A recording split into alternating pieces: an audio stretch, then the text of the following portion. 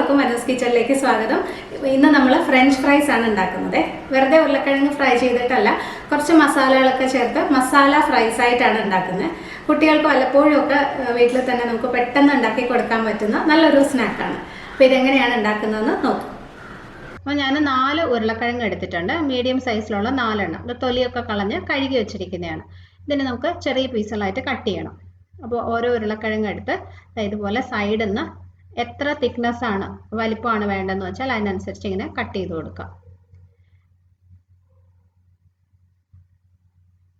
ഇനി ഒന്ന് ഷേപ്പ് ചെയ്യാൻ വേണ്ടിയിട്ട് വേണമെങ്കിൽ 2 സൈഡും ഒക്കെ ഒന്ന് കട്ട് ചെയ്ത് കളയാം. പക്ഷെ ഞാൻ അങ്ങനെ ചെയ്യുന്നില്ല, ഫുള്ള് ഇതുപോലെ തന്നെ ഉപയോഗിക്കുകയാണ്. ഇനി ഇതുപോലെ ചെറിയ പീസുകളാക്കാം. ഓരോ പീസും ഈ ഒരു വലിപ്പത്തിന് വേണം കട്ട് ചെയ്യാൻ. ഒരുപാട് കനം കൂടി പോകണ്ട, ഇതുപോലെ ചെയ്തെടുത്താൽ മതി. ഒരു ബൗളിൽ ഞാൻ കുറച്ച് വെള്ളം എടുത്ത് വെച്ചിട്ടുണ്ട്. എല്ലാം ഇതുപോലെ തന്നെ കട്ട് ചെയ്ത് ഈ ബൗളിലോട്ട് ഇട്ട് വയ്ക്കാം. ഉരുളക്കിഴങ്ങ് കട്ട് ചെയ്തിട്ട് എപ്പോഴും വെള്ളത്തിൽ ഇട്ട് വെക്കണേ. അപ്പോൾ ഉരുളക്കിഴങ്ങെല്ലാം നമ്മൾ ചെറിയ കഷ്ണങ്ങളായിട്ട് മുറിച്ച് വെള്ളത്തിൽ ഇട്ട് വെച്ചു. ഇനി ഇത് നന്നായിട്ട് കഴുകി എടുക്കണം. ഒരു 3-4 പ്രാവശ്യം കഴുകേണ്ടി വരും കേട്ടോ.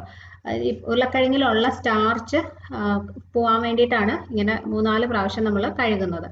അപ്പോൾ ഈ വെള്ളം ഒരു തവണ കഴുകിയിട്ട് ഈ വെള്ളം കളഞ്ഞിട്ട് പുതിയ വെള്ളം എടുത്ത് വീണ്ടും കഴുകുക, അങ്ങനെയാണ്. അപ്പോൾ ആദ്യം ഒരു 2-3 പ്രാവശ്യമൊക്കെ കഴുകുമ്പം ആ ഉരുളക്കിഴങ്ങിലുള്ള സ്റ്റാർച്ച് വെള്ളത്തിലോട്ട് വരും. അപ്പോൾ ഇങ്ങനെ ഒരു ചെറിയ കഞ്ഞിവെള്ളം പോലെ ഉള്ളൊരു കളറായിരിക്കും. അപ്പോൾ അതൊക്കെ മാറി നല്ല ക്ലിയർ ആയിട്ട് വെള്ളം ആവുന്നത് വരെ ഇത് കഴുകണം. അപ്പോൾ ഓരോ ഉരുളക്കിഴങ്ങിലും ഉള്ള സ്റ്റാർച്ചിൻ്റെ അളവ് വ്യത്യാസം ഉണ്ടാവും. അപ്പോൾ അതിനനുസരിച്ച് ചിലപ്പോൾ നമ്മൾ കൂടുതൽ തവണ കഴുകേണ്ടി വരും. അപ്പോൾ ഞാനൊരു 4 പ്രാവശ്യം കഴുകി കഴിഞ്ഞപ്പോൾ കണ്ടോ വെള്ളം നല്ല ക്ലിയർ ആയിട്ട് വന്നിട്ടുണ്ട്. ഇങ്ങനെയാണ് വേണ്ടത്. അപ്പോൾ ഇതിന് നമുക്ക് ഈ വെള്ളത്തിൽ തന്നെ ഇട്ട് ഒരു 15 മിനിറ്റ് മാറ്റി വെക്കാം. ഇനി ഒരു മിക്സി ജാറിലോട്ട് ഒരു വലിയ കഷ്ണം ഇഞ്ചി ഇതുപോലെ ചെറിയ കഷ്ണങ്ങളായിട്ട് മുറിച്ചത് ഇട്ട് കൊടുക്കാം. അതിൻ്റെ കൂടെ തന്നെ ഒരു 6-7 അല്ലി വെളുത്തുള്ളി, 2 പച്ചമുളക്, 1-2 പച്ചമുളക് ഇടാം. 2 എണ്ണം ഇട്ടാലും അങ്ങനെ ഒത്തിരി എരിവൊന്നും ഫ്രൈസിന് കാണത്തില്ല. അപ്പോൾ ഞാൻ 2 എണ്ണം ഇട്ടിട്ടുണ്ട്. ഇനി ഇതിനകത്ത് കുറച്ച് വെള്ളം ഒഴിച്ചിട്ട് നന്നായിട്ട് അരച്ചെടുക്കണം. വെള്ളത്തിൻ്റെ അളവ് ഇച്ചിരി കൂടിപ്പോയാലും കുഴപ്പമില്ല കേട്ടോ. അപ്പോൾ ചെറിയ അളവിലായതുകൊണ്ട് അരയ്ക്കാൻ കുറച്ച് ബുദ്ധിമുട്ടായിരിക്കും. അപ്പോൾ കൂടുതൽ വെള്ളം അതിനനുസരിച്ച് ചേർത്ത് കൊടുത്താൽ മതി. അപ്പോൾ ഇതെല്ലാം കൂടി നന്നായിട്ട് അരച്ചെടുത്തു. കണ്ടോ, ഇതുപോലെ കുറച്ച് ലൂസായിട്ടാണ് അരച്ചിരിക്കുന്നത്. ഇനി ഒരു ബൗൾ എടുത്തിട്ട് അതിനകത്തോട്ട് നമ്മളിപ്പോൾ അരച്ചു വെച്ച മസാല ഒഴിച്ചു കൊടുക്കാം. അപ്പോൾ ആ മിക്സി ജാറിൽ തന്നെ കുറച്ച് വെള്ളം കൂടി ഒഴിച്ചിട്ട് ഞാനത് ഫുള്ള് ഇതിനകത്തേക്ക് ഒഴിച്ചിട്ടുണ്ട്. ഇനി ഇതിൽ 4 ടേബിൾ സ്പൂൺ അരിപ്പൊടി. ഞാൻ എടുത്തിരിക്കുന്നത് നമ്മൾ അപ്പം ഇടിയപ്പം ഒക്കെ ഉണ്ടാക്കാനായിട്ട് ഉപയോഗിക്കുന്ന അരിപ്പൊടിയാണ്. ഏതായാലും കുഴപ്പമില്ല, പുട്ടുപൊടി വേണമെങ്കിലും ഉപയോഗിക്കാം. ഇതിനകത്തോട്ട് ഒരു 3 ടേബിൾ സ്പൂൺ മൈദ, 3 ടേബിൾ സ്പൂൺ തന്നെ കോൺഫ്ലവറും കൂടി ചേർത്ത് കൊടുക്കാം. ഇനി ഇതിൽ ഒരു 1/2 ടീസ്പൂൺ മുളക് പൊടിയും കൂടി ഇട്ടിട്ടുണ്ട്. മുളക് പൊടിയും കൂടെ ചേർത്താലും എരിവ് കൂടത്തില്ല. നമ്മൾ നേരത്തെ 2 പച്ചമുളക് ഇട്ടിട്ടുണ്ടല്ലോ, അതുകൊണ്ടാണ് ഞാൻ പറഞ്ഞത്. ഇനി ഒരു 1/4 ടീസ്പൂൺ മുതൽ 1/2 ടീസ്പൂൺ വരെ ഗരം മസാല പൊടിയും കൂടി ഇട്ടിട്ട് നന്നായിട്ട് മിക്സ് ചെയ്ത് എടുക്കാം. കട്ടയൊന്നും ഇല്ലാതെ നല്ലോണം മിക്സ് ചെയ്യണം. വെള്ളം വേണമെങ്കിൽ കുറച്ചും കൂടി ഒഴിച്ചു കൊടുക്കാവേ. അപ്പോൾ ഈ ഒരു രീതിയിൽ നമ്മൾ മിക്സ് ചെയ്തെടുത്തു. ഈ ബാറ്റർ നമ്മൾ ഇനിയും കുറച്ചും കൂടി വെള്ളം ഒഴിച്ച് ലൂസാക്കും, പക്ഷെ അത് ഫ്രൈ ചെയ്യുന്നതിന് തൊട്ട് മുന്നേ മതി. ഇത് നമ്മളൊരു 15 മിനിറ്റ് ഒന്ന് മാറ്റി വെക്കുന്നുണ്ട്. ഇതിനകത്ത് ചേർത്ത ആ മസാലകളുടെയൊക്കെ ഫ്ലേവറൊക്കെ നന്നായിട്ടൊന്ന് വരാൻ വേണ്ടിയിട്ട് 15 മിനിറ്റ് മാറ്റി വെക്കാം. അത് കഴിഞ്ഞിട്ട് വെള്ളം ഒഴിച്ച് ലൂസാക്കാം. അപ്പോൾ നമ്മളെല്ലാം റെഡിയാക്കി വെച്ചിട്ട് ഇപ്പോൾ 15 മിനിറ്റ് ആയി. ആ സമയത്ത് ഞാനൊരു പാത്രത്തിൽ നിറയെ വെള്ളം എടുത്തിട്ടുണ്ട്. അത് നല്ലതായിട്ടൊന്ന് ചൂടാക്കിയിട്ടുണ്ട്. തിളക്കരുത്, നന്നായിട്ട് ചൂടായിട്ടുണ്ടാവണം. അതിനകത്തോട്ട് നമ്മൾ നേരത്തെ വെള്ളത്തിൽ ഇട്ട് വെച്ചിരുന്ന ഉരുളക്കിഴങ്ങ് ഇട്ട് കൊടുക്കാം. ഈ ഉരുളക്കിഴങ്ങ് നല്ല ചൂടുള്ള വെള്ളത്തിൽ ഒരു 5 മിനിറ്റ് ഇടാണ് വേണ്ടത്. അപ്പോൾ ഏറ്റവും ചെറിയ ഫ്ലെയിമിൽ തന്നെ വെക്കുക. ഒരിക്കലും ഈ വെള്ളം തിളയ്ക്കാതെ നോക്കണം. അപ്പോൾ ഈ ഉരുളക്കിഴങ്ങ് ചെറുതായിട്ടൊന്ന് വാടി കിട്ടുക എന്നുള്ളതാണ് ഉദ്ദേശിക്കുന്നത്. ഒരുപാട് വെന്ത് പോകാൻ പാടില്ല. ചിലപ്പോൾ ചില ഉരുളക്കിഴങ്ങൊക്കെ പെട്ടെന്ന് വേവും. അപ്പോൾ അതിനനുസരിച്ച് ചിലപ്പോൾ 1-2 മിനിറ്റിലൊക്കെ വ്യത്യാസം വരാം. നിങ്ങൾ എപ്പോഴും ഇത് നോക്കണം. ഒത്തിരി അങ്ങ് വെന്ത് പോവാതെ ശ്രദ്ധിച്ചോണം. അപ്പോൾ ചെറുതായിട്ടൊന്ന് വാടുന്ന സമയത്ത് നമുക്കത് വെള്ളത്തിൽ നിന്ന് എടുക്കണം.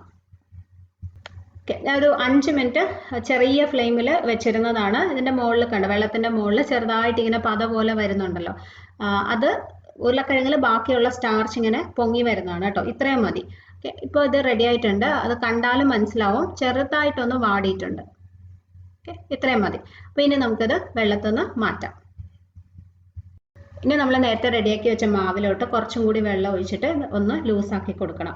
നമ്മൾ ഈ ഉരുളക്കിഴങ്ങ് ഇതിനകത്ത് മുക്കി ഫ്രൈ ചെയ്യാണ് ചെയ്യുന്നത്. അപ്പോൾ അതിൻ്റെ പുറമെ വളരെ കനം കുറഞ്ഞ തിന്നായിട്ടുള്ളൊരു കോട്ടിങ് മാത്രമേ പാടുള്ളൂ. ഇപ്പോൾ ഈ സ്പൂൺ കണ്ടോ, സ്പൂണിൻ്റെ മുകളിലൊരു കോട്ടിങ് വരുന്നില്ലേ, ആ രീതിയിൽ മാത്രമേ ഉരുളക്കിഴങ്ങിൻ്റെ മുകളിലും കോട്ടിങ് വരാൻ പാടുള്ളൂ. അല്ലെങ്കിൽ നമ്മൾ കഴിക്കുമ്പോൾ ഈ മാവ് പുറമേ ഉണ്ടെന്ന് നമുക്ക് നന്നായിട്ട് അറിയാൻ പറ്റും. പക്ഷെ ഇത്ര ചെറിയ കോട്ടിങ് ആണെങ്കിൽ ഒരിക്കലും നമുക്ക് ഫ്രൈസ് കഴിക്കുമ്പോൾ അത് അറിയാൻ പറ്റത്തില്ല. സാധാരണ വെറുതെ ഫ്രഞ്ച് ഫ്രൈസ് കഴിക്കുന്ന പോലെ മാത്രമേ തോന്നത്തുള്ളൂ. ഓക്കെ, അപ്പോൾ ഇത് രണ്ടും റെഡിയായി. ഇനി നമുക്ക് ഈ ഉരുളക്കിഴങ്ങ് ഈ ബാറ്ററിൽ മുക്കി ഫ്രൈ ചെയ്തെടുക്കണം. അപ്പോൾ ഒരു പാത്രത്തിൽ ഞാൻ എണ്ണ ചൂടാക്കിയിട്ടുണ്ട്. സൺഫ്ലവർ ഓയിലാണ്. എണ്ണ എപ്പോഴും കുറച്ച് ചൂടുണ്ടാവണേ.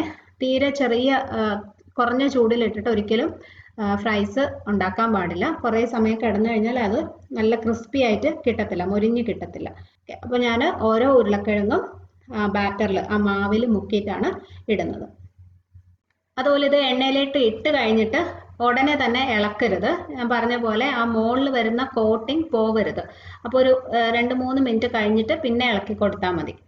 എപ്പോഴും എണ്ണ ഈ ഒരു രീതിയിൽ ഇങ്ങനെ തിളച്ചുകൊണ്ടിരിക്കണം. അങ്ങനെ വേണം നമ്മൾ ഫ്രഞ്ച് ഫ്രൈസ് റെഡിയാക്കി എടുക്കാൻ. നമ്മൾ ചെറുതായിട്ടൊന്ന് വാട്ടി എടുത്ത ഉരുളക്കിഴങ്ങ് ആയതുകൊണ്ട് തന്നെ പെട്ടെന്ന് വേവും, ഒരുപാട് സമയം എടുക്കത്തില്ല. അപ്പോൾ കുറച്ച് നല്ല ചൂടിലിട്ടിട്ട് ഇതുപോലെ ഫ്രൈ ചെയ്ത് എടുക്കുക. ഇങ്ങനെ ഇളക്കി കൊടുത്തുകൊണ്ടിരിക്കണം. അപ്പോൾ എല്ലാ സ്ഥലത്തും ഒരുപോലെ ചൂടും വരും, അതുപോലെ ആ ഒരു കളറും മാറും. അപ്പോൾ നല്ല ക്രിസ്പി ആയിട്ട് ചെറിയൊരു ബ്രൗൺ കളർ വരുന്നത് വരെ ഈ ഒരു രീതിയിൽ ഫ്രൈ ചെയ്യാം. ആദ്യമൊക്കെ കുറച്ച് 2-3 എണ്ണമൊക്കെ ചിലപ്പോൾ ഇങ്ങനെ തമ്മിൽ ഒട്ടിപ്പിടിച്ചിരിക്കും. പക്ഷെ അത് കുഴപ്പമില്ല, നന്നായിട്ട് ഫ്രൈ ആയി കഴിയുമ്പോൾ താനേ തന്നെ അതങ്ങ് വിട്ട് വന്നോളൂ. അപ്പോൾ ഇതിപ്പോൾ റെഡിയായി, നല്ല ക്രിസ്പി ആയി, ചെറുതായിട്ട് കളറൊക്കെ മാറിയിട്ടുണ്ട്. നമുക്ക് വേറൊരു പാത്രത്തിലോട്ട് മാറ്റാം. പാത്രത്തിൽ ഇട്ട് കഴിഞ്ഞിട്ട് അതിനകത്തേക്ക് ആവശ്യത്തിനുള്ള ഉപ്പ് ഇട്ട് കൊടുക്കണം. എന്നിട്ട് ഇങ്ങനെ തട്ടിക്കൊടുക്കാം. കണ്ടോ, നല്ല ക്രിസ്പി ആയിട്ട് വന്നിട്ടുണ്ട്. ഫ്രഞ്ച് ഫ്രൈസിൽ നമ്മൾ ഫ്രൈ ചെയ്ത് എടുത്തതിന് ശേഷമേ ഉപ്പ് ചേർക്കത്തുള്ളൂ. അപ്പോൾ ഇതുപോലെ തന്നെ ഞാൻ ഒരു ബാച്ചും കൂടി ഫ്രൈ ചെയ്ത് എടുത്തിട്ടുണ്ട്. അതിനകത്ത് ഞാൻ ഒരു മസാല കോട്ടിങ്ങും കൂടി കൊടുക്കുന്നുണ്ട്. ഒരു 1/2 ടീസ്പൂൺ മുളക് പൊടിയും കുറച്ച് മല്ലിയിലയും കൂടി ചെറുതായിട്ട് കട്ട് ചെയ്തതും കൂടി ഇട്ട് ഒന്ന് മിക്സ് ചെയ്ത് വെച്ചിട്ടുണ്ട്. അതിനകത്തോട്ട് നമ്മൾ ഈ ഫ്രഞ്ച് ഫ്രൈസ് ഇട്ടിട്ട് ഇതുപോലെ ഒന്ന് മിക്സ് ചെയ്ത് കൊടുക്കുക. ഈ ഫ്രൈസിൽ ഞാൻ ഉപ്പ് ഇട്ടിട്ടുണ്ട് കേട്ടോ നേരത്തെ.